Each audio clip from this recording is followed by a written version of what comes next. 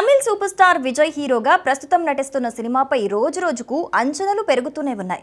విజయ్ ఇప్పటికే రాజకీయాల్లో బిజీగా ఉన్నారు. రాబోయే తమిళనాడు అసెంబ్లీ ఎన్నికల కోసం సిద్ధమవుతున్నారు. దీంతో విజయ్ చివరి సినిమాపై ఫ్యాన్స్ లో భారీ అంచనాలున్నాయి. అధికారికంగా ప్రకటించుకున్న విజయ్ చివరి సినిమా తెలుగు సూపర్ హిట్ మూవీ భగవంత కేసరికి రీమేక్ అని తెలుస్తోంది. తాజాగా విజయ్ 69 సినిమా టైటిల్ పై కొన్ని రూమర్స్ ఫిలిం సర్కిల్స్ లో చక్కర్లు కొడుతున్నాయి. దసరా కానుకగా రాబోతున్న ఈ సినిమాకు నాలయ తీర్పు అనే టైటిల్ ను పరిశీలిస్తున్నట్లుగా తెలుస్తోంది. నాలయ తీర్పు అంటే తెలుగులో రేపటి తీర్పు అని అర్థం వస్తోంది. చైల్డ్ ఆర్టిస్ట్ గా ఎంట్రీ ఇచ్చిన విజయ్ 18 ఏళ్లకే హీరోగా తెరంగేట్రం చేశాడు. విజయ్ నాన్న తీసిన నాలయ తీర్పు సినిమా ద్వారా విజయ్ హీరోగా పరిచయం అయ్యాడు. ఇప్పుడు విజయ్ లాస్ట్ మూవీకి కూడా అదే పేరు పెట్టనున్నట్లు సమాచారం. 1992లో విడుదలైన ఈ సినిమా ఘోర పరాజయాన్ని చవిచూసింది.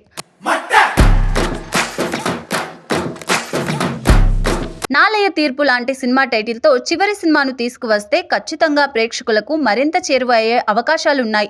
విజయ్ ఫ్యాన్స్ ఈ సినిమాను ఆదరిస్తారనే నమ్మకం వ్యక్తం అవుతోంది. విజయ్ హీరోగా నటిస్తున్న ఈ సినిమాలో హీరోయిన్గా పూజా హెగ్డే నటిస్తోంది.